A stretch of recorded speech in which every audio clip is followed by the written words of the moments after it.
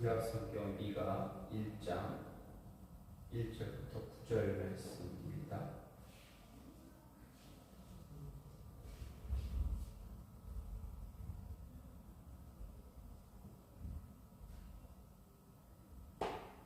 유다의 왕 요담과 아하스와 히스기야 시대에 모레셋 사람 미가에게 임한 여호와의 말씀 곧 사마리아와 예루살렘에 관한 묵시라. 백성들아 너희는 다 들을지어다. 땅과 거기에 있는 모든 것들아 자세히 들을지어다. 주 여호와께서 너희에게 대하여 증언하시되 곧 주께서 성전에서 그리하실 것이니라. 여호와께서 그의 처소에서 나오시고 강림하사 땅의 높은 곳을 밟으실 것이라. 그 아래에서 산들이 높고 골짜기들이 갈라지기를 불 앞에 밀초 같고 이탈로 쏟아지는 물 같을 것이니 이는 다 야곱의 허물로 말미암으며 이스라엘 족속의 죄로 말미암으니라. 야곱의 허물이 무엇이냐? 사마리아가 아니냐? 유다의 산당이 무엇이냐? 예루살렘이 아니냐? 이러므로 내가 사마리아를 들의 무더기 같게 하고 포도심을 동산 같게 하며 또 그 돌들을 골짜기에 쏟아내리고 그 기초를 드러내며 그 새긴 우상들은 다 부서지고 그 음행의 값은 다 불살라지며 내가 그 목상들을 다 깨뜨리니 그가 기생의 값으로 모았은즉 그것이 기생의 값으로 돌아가리라. 이러므로 내가 애통하며 애곡하고 벌거벗은 몸으로 행하며 들깨같이 애곡하고 타조같이 애통하리니 이는 그 상처는 고칠 수 없고 그것이 유다까지도 이르고 내 백성의 성문 곧 예루살렘에도 미쳤음이니라. 아멘. 오늘 말씀 미가 1장 1절부터 9절 말씀입니다. 미가서는 북이스라엘이 아수르에 멸망하기 직전 시대를 배경으로 하고 있습니다.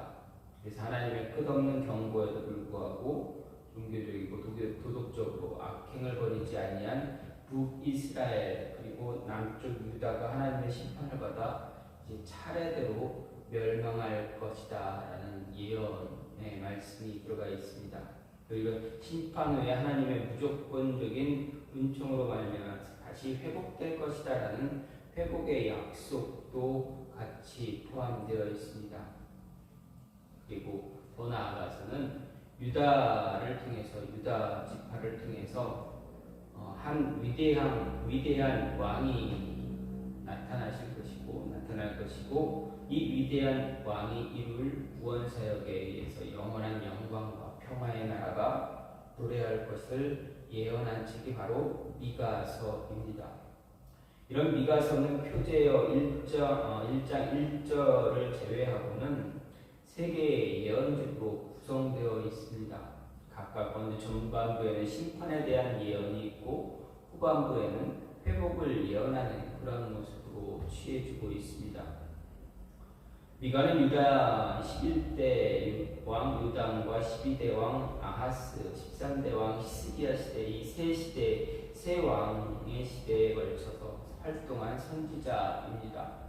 요담의 통치 말기부터 히스기야 통치 말기까지 거의 한 45년에서 50년 정도 활동한 것으로 추측할 수가 있습니다.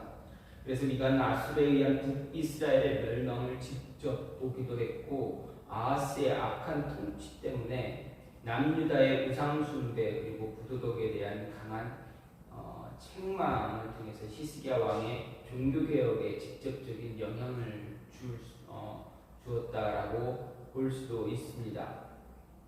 선지자 미가가 사역을 했던 이 당시는 북방의 아수르가 점점 힘이 세어지고 그 힘이 세어짐으로 인해서 어떻게 합니까? 계속 남쪽으로 진격하는 남쪽으로 내려오는 그러한 모습을 갖고 있었습니다. 그래서 아수르가 남쪽으로 계속 내려오게 되니 어떻게 됩니까? 이스라엘을 위협하는 그러한 상황이 펼쳐지고 있었습니다. 마침내 그들을 통한 북이스라엘에 대한 하나님의 최종 심판이 임박할 때가 바로 미가가 활동했던 그때였습니다. 아울러서 아수르의 이런 위협은 남유다에까지도 이런 미치는 그 힘이 미치는 그런 모습이 있었습니다. 이런 시기에 이스라엘이 가장 먼저 찾고 구해야 할 것, 찾아야 할 것, 그리고 구해야 할 것, 먼저 돌아봐야 할 것이 무엇일까 생각해 볼 수가 있습니다. 무엇입니까? 그때 이스라엘 백성들이 가장 먼저 해야 될 것은 무엇입니까? 먼저 하나님의 말씀입니다. 가장 먼저 찾아야 할 것이 하나님의 말씀입니다. 그리고 가장 먼저 구해야 할 것이 하나님 앞에서 자신들의 모습을 돌아보는 것입니다. 자신들의 모습을 돌아보고 하나님을 찾고 말씀을 바라보고 하나님께 기도해야 하는 그 모습이 북이스라엘과 남유다에게 필요한 그러한 모습이었습니다. 하지만 어떻습니까? 이스라엘은 하나님이 아닌 북이스라엘은 하나님이 아닌 이방 우상 그리고 주변의 다른 나라들 그들이 생각하기에 늘 강대국이었던 것 같은 나라 이방 민족에게 도움을 구하는 그런 모습을 가졌습니다. 특히 그들이 귀를 기울이는 것은 하나님의 말씀이 아니라 거짓 선지자들의 거짓된 허황된 그러한 가르침이었습니다. 진실한 하나님의 말씀을 잘 전하는 선지자의 음성이 아니라 가짜 음성에 귀를 기울였다라는 이야기입니다. 이 때문에 북이스라엘과 남유다는 어떻게 됩니까? 심판을 통해서 멸망에 처해지게 되었습니다. 따라서 이 미가서를 통해서 변하는 시대, 그 당시 변화하는 그 모습이 지금 우리가 살아가는 이 시대와 비슷한 그런 모습이기에 우리는 하나님과 하나님 말씀에 귀를 기울여야 한다라는 공통된 그러한 공통점을 발견할 수가 있습니다. 이런 모습에서 우리가 하나님이 원하는 그런 모습으로 변화하려면 하나님이 기뻐하는 그런 뜻을 행할 수 있는 삶을 살려면 어떻게 해야 될까 생각해 볼 때 오늘 말씀을 통해서 보면 말씀을 통해서 시대를 볼 수 있어야 한다라는 이야기입니다. 하나님의 말씀을 통해서 우리가 살아가는 지금 우리의 현 시대의 모습을 잘 볼 수 있는 그런 눈을 가져야 한다는 이야기입니다. 1절 말씀을 보면 유다의 왕들 요담과 아하스 히스기야 시대 모레셋 사람 미가에게 임한 여호와의 말씀 곧 사마리아와 예루살렘에 관한 묵시다라고 분명하게 이야기합니다. 여기서 미가는 자신이 여호와의 말씀을 받을 때가 유다의 왕 즉 요담, 아하스 그리고 히스기야가 다스리던 그 시대였다라고 이야기합니다. 그리고 계속해서 사마리아와 예루살렘에 관한 묵시 하나님의 계시다라고 지적합니다. 이런 부분은 어떻게 보면 지극히 당연한 언급입니다. 예언을 기록하기 전 어떤 배경에서 이 말씀을 전하는지 그 말씀의 1차 대상이 누구인지 알려주는 것은 어떻게 보면 형식적인 그러한 모습 내용입니다. 하지만 이 말씀을 전하는 미가는 당시 시대의 상황을 당시 시대의 영적인 모습을 잘 알고 있었던 사람입니다. 당시 이스라엘 백성들이 영적인 상태는 너무나 잘 알고 있었기 때문에 하나님 말씀을 더욱 열정적으로 선포할 수가 있었습니다. 그런데 미가가 갖춘 이런 모습은 구약 성경에서 하나님 말씀 전하는 모든 바른 참된 선지자들로 소개된 모든 이들이 갖추고 있던 그러한 모습이기도 했습니다. 선지자들은 하나님이 직접 계시하신 말씀을 전하기도 했지만 때로는 과거 모세 당시 주신 율법에 입각해서 그 말씀을 따라서 하나님의 뜻을 전하기도 했습니다. 하지만 그 모든 것이 다 그들이 사역할 당시에 동떨어진 것이 아니라 늘 하나같이 너무나도 그 시기에 알맞은 말씀이었다라는 이야기입니다.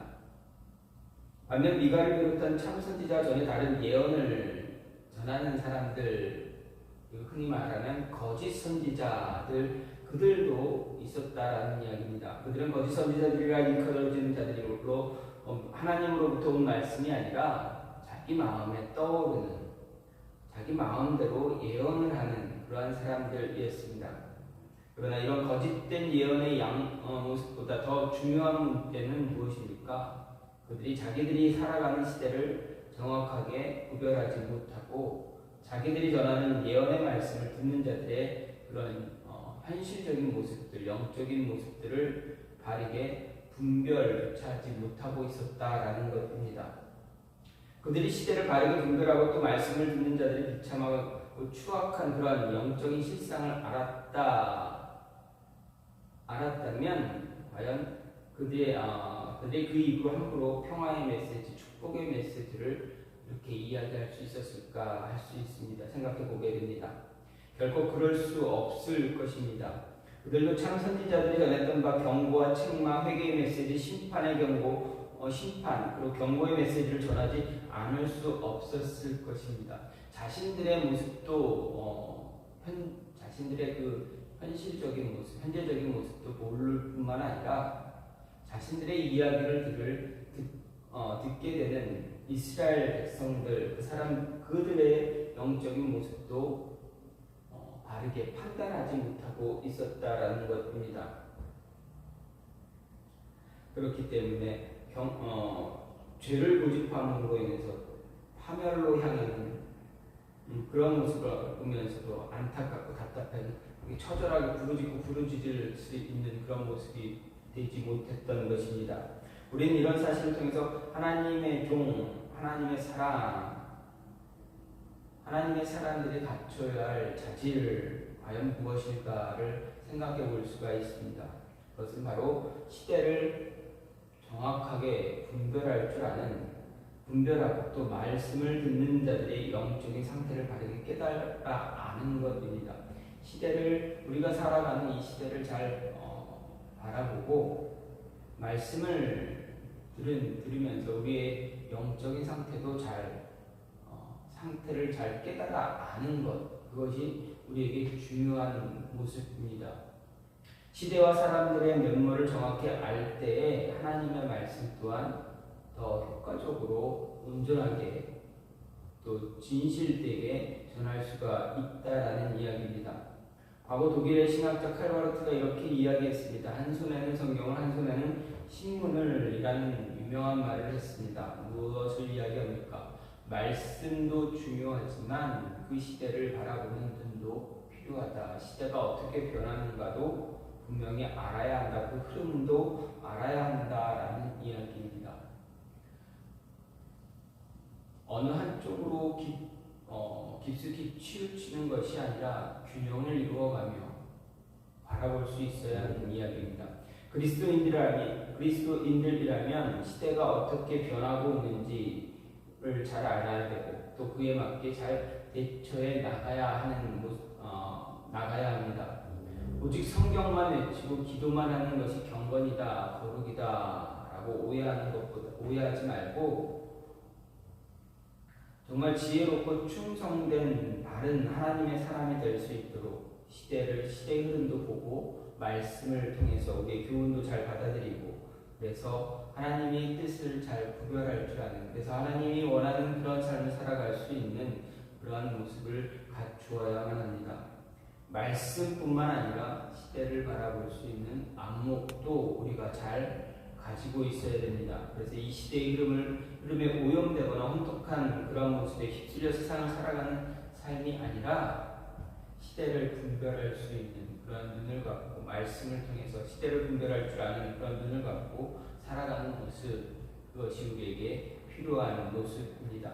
그래야 하나님이 기뻐하신, 하나님이 원하는 삶을 살아갈 수 있는 그러한 그리스도인이 될 수가 있습니다. 우리는 하나님 말씀을 가까이 하고 하나님께 기도하는 삶을 살 뿐만 아니라 우리가 살아가는 시대, 우리 주변 사람들에 대한 바른 이해를 통해서 지혜롭게 세상 가운데서 하나님 백성으로 거룩함을 지키는 삶을 살 수가 있어야만 합니다. 두 번째로 우리 안에 깊이 있는 그러한 교만함을 버려야 합니다. 늘 성경은 우리가 하나님 앞에서 바르게 살아가기 위해서 그리스도인들이 바른 모습으로 세워지기 위해서 바르게 하나님을 바라보기 위해서 가장 적대해야 될 것이 무엇이냐라고 이야기할 때 교만을 참 많이 이야기합니다. 성경의 많은 곳에서도 교만함을 버려라, 교만하지 말라 이렇게 이야기합니다. 오늘 말씀도 미가 선지자도 동일하게 이야기합니다. 교만함을 제거해야, 교만함을 버려야 하나님이 기뻐하는, 하나님이 원하는 그러한 삶을 살아갈 수 있다. 그리스도인다운 삶을 살 수 있다 이야기합니다. 3절은 하나님께서 자신의 처소에서 나와서 강공하서 땅의 높은 곳을 밟으실 것이다 이렇게 말합니다. 이것은 하나님께서 심판할 것이다 라는 것을 단적으로 이야기합니다. 그리고 4절은 이런 하나님의 심판으로 말미암아 나타날 결과를 이야기합니다.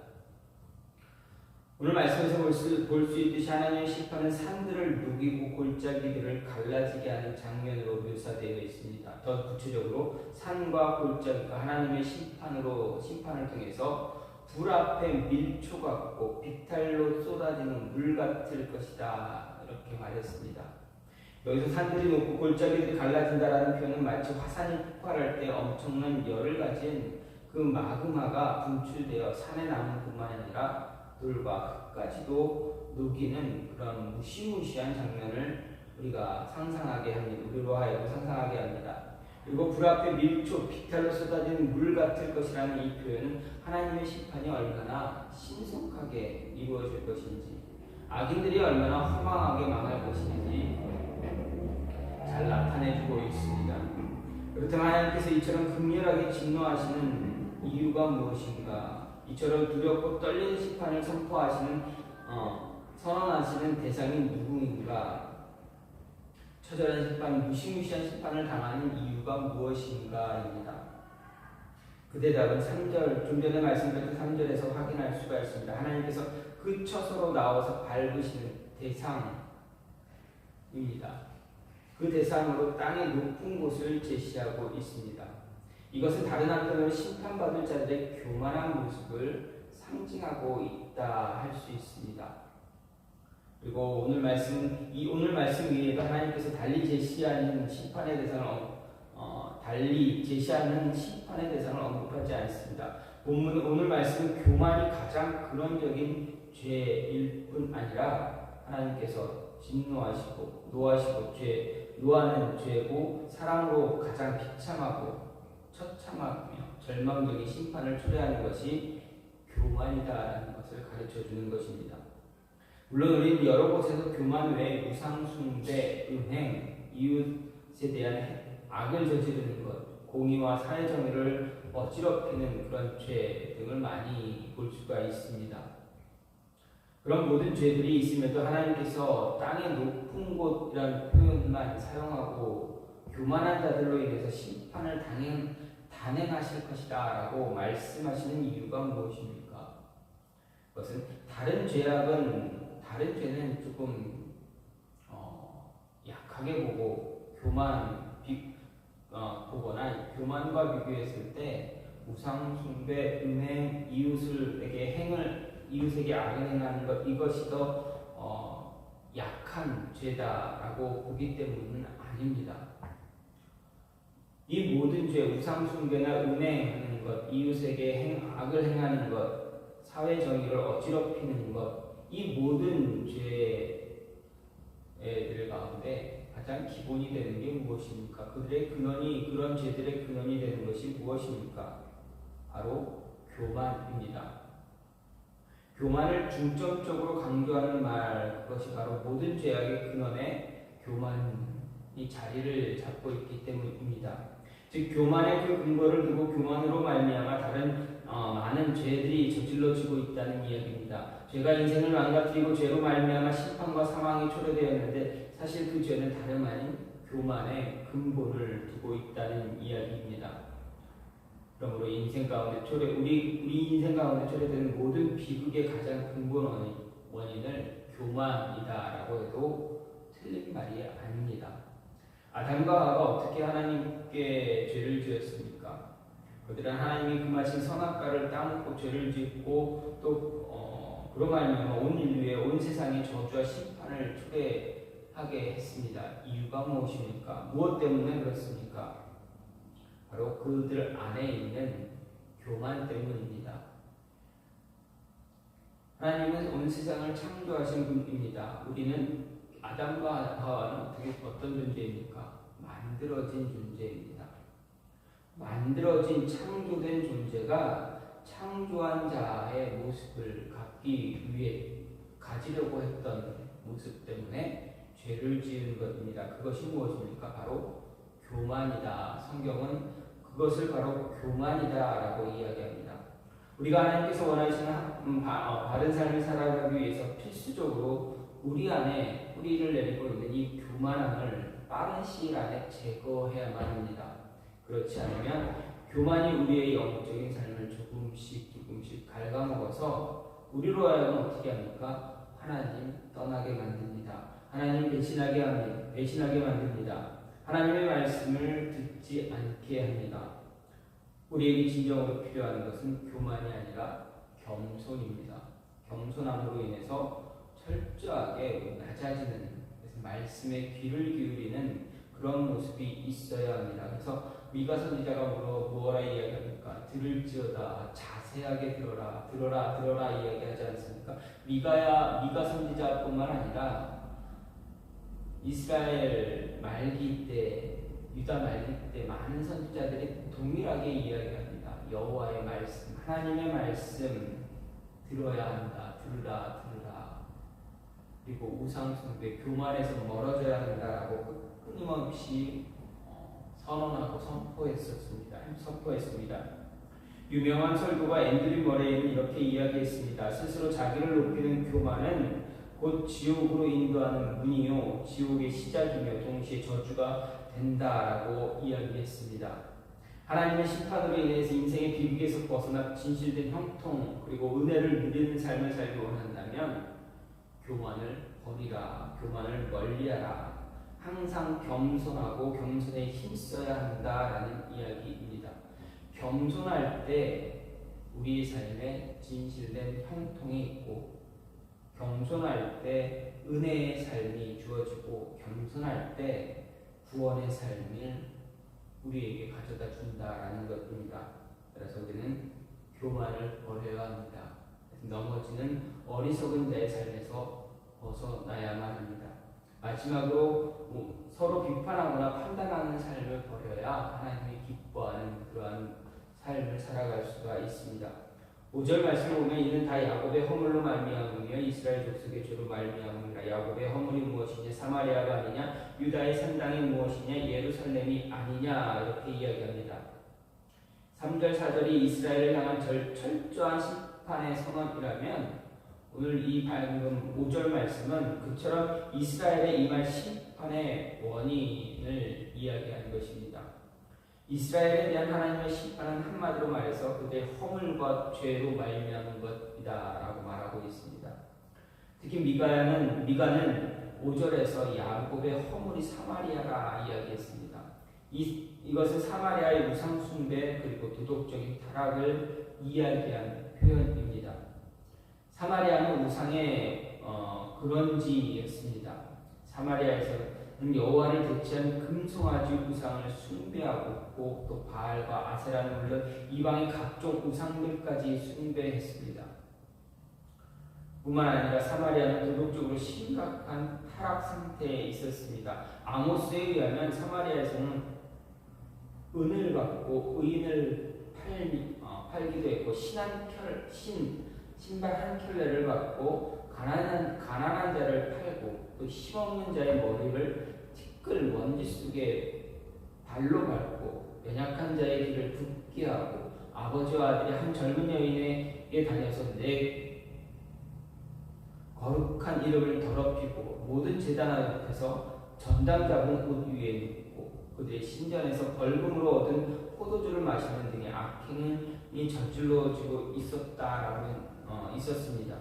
한마디로 사마리아는 그저 죄악의 덩어리다라고 볼 수가 있습니다. 그렇게 이야기할 수가 있었습니다. 그렇기 때문에 하나님이 사마리아를 심판하는 것은 어떻게 보면 너무나 당연한 것입니다. 북이스라엘이 바로 이러한 모습이었습니다.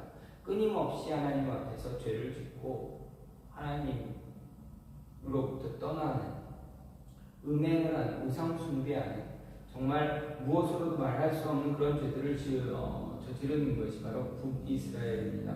그래서 구약성경 역사서를 보게 되면 북이스라엘에 세워진 모든 왕들이 단 한 차례도 북이스라엘 왕 모든 왕들이 이제 하나님 앞에서 죄를 짓는 우상을 숭배하는 그런 모습을 가졌습니다. 그런데 이와 같이 타락하던 예루살렘도 별반 차이가 없다라는 이야기입니다. 미가는 유다의 산당이 무엇이냐 예루살렘이 아니냐 이렇게 말합니다. 여기서 산당은 우상을 숭배하는 곳을 산당이라 말합니다. 따라서 예루살렘이 유다의 산당이라는 것은 예루살렘이 유다의 우상 숭배의 근원지다, 중심지다라고 말하는 것입니다. 어떻게 보면 이것은 참 충격적인 사실입니다. 예루살렘 하나님께서 약속의 땅에서 자신의 이름을 두기 위해서 특별히 선택한 곳이 바로 예루살렘이었습니다. 그런데 그처럼 거룩했던 예루살렘이 어떻게 됐습니까? 우상을 숭배하는 거대한 산당으로 변해버린 것입니다. 즉 하나님의 성소가 되어야 할 예루살렘이 바로 각종 이방의 우상을 숭배하는 거대한 그러한 만신전으로 변하고 만 것입니다. 이와 관련해서 에스겔서를 보게 되면 유다 사람들은 예루살렘 곳곳에서 각종 우상을 숭배했다. 심지어 하나님의 성전마저도 각종 우상의 안식처로 만들고 말았다. 이렇게 기록합니다. 사실 유다 사람들은 예루살렘에 대한 자부심이 굉장히 컸습니다. 사마리아 하면 우상 숭배지로들은 늘 생각하고 있었습니다. 그런데 어떻게 됩니까? 그러면서 사마리아를 많이 비난했습니다. 그런데 예루살렘 역시 사마리아의 우상 숭배를 비난하면서 그들과 똑같은 모습으로 변해갔다라는 이야기입니다. 사마리아와 예루살렘의 시작은 달랐지만 결국 나중에 끝은 어땠습니까? 똑같았다라는 이야기입니다. 사마리아 신전이나 예루살렘 성전이 똑같아집니다. 다 이방 우상들을 위해서 우상 숭배하는 그런 산당으로 변했다라는 이야기입니다. 결국 같은 운명을 맞고 말았습니다. 이 말씀을 우리가 깊이 생각해야 볼 것은 무엇입니까? 사마리아가 더 잘못했습니까? 예루살렘이 더 잘못했습니까?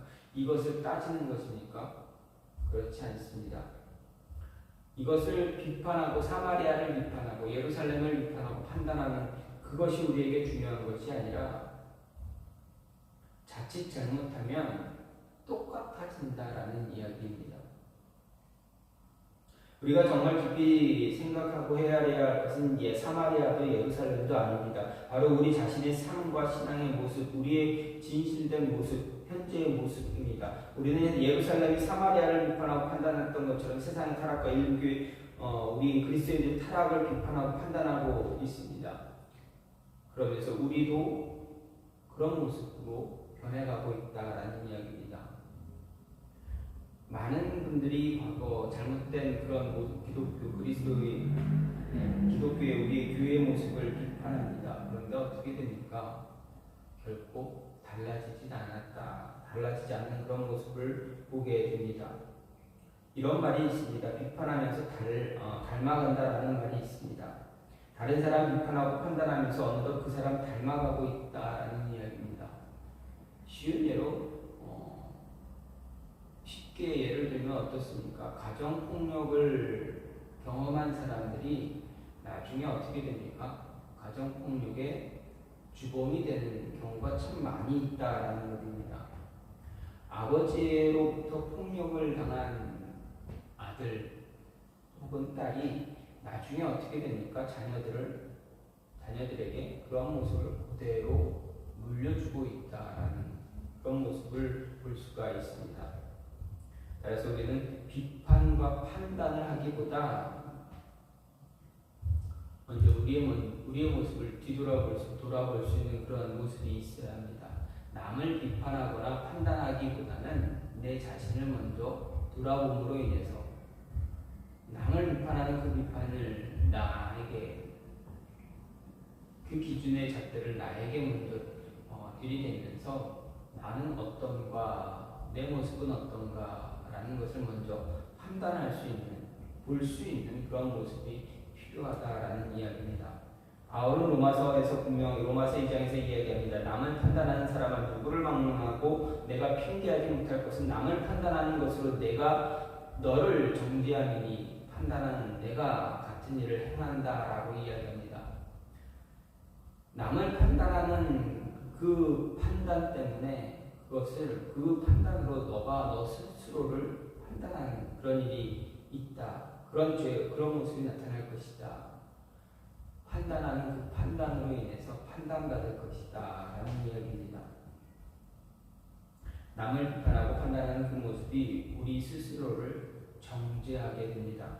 비판하고 판단하기 전에 먼저 내 모습을 돌아보는 습관을 가져야 하겠습니다. 그러면 하나님이 기뻐하는 삶으로 변화되어 줄 수가 있습니다. 남을 판단하기보다는 나 스스로를 먼저 돌아보고 내 모습이 과연 옳은가, 하나님이 기뻐하는가, 내 모습이 말씀에 비춰보았을 때 바른 모습인가를 먼저 알아야 한다라는 것입니다. 이 모습을 잘 유지해 나갈 때, 내 모습을 먼저 바른 모습으로 만들어 나갈 때 우리는 하나님이 기뻐하는 그런 하나님의 사람들의 삶을 살아갈 수가 있게 됩니다. 오늘 말씀을 통해서 미가 선지자가 북이스라엘과 남유다에게 분명한 심판의 경고를 주는 그런 모습입니다. 이 모습을 통해서 우리가 가져야 될 것, 말씀을 통해서 시대를 잘 볼 수 있는 그러한 영적인 안목을 우리가 가져야 합니다. 그리고 우리 안에 있는 교만함을 어떻게든 제거해야 합니다. 그리고 비판하거나 판단하기보다는 나 스스로를 먼저 돌아보는 삶을 가져야 한다라는 이야기입니다. 이 모습을 가질 때 하나님은 우리를 보고 더 기뻐하시는 그런 모습으로, 그런 삶을 우리가 살 수가 있습니다. 이러한 하나님이 기뻐하는 삶을 살아가는 저와 여러분이 되기를 간절히 소망합니다.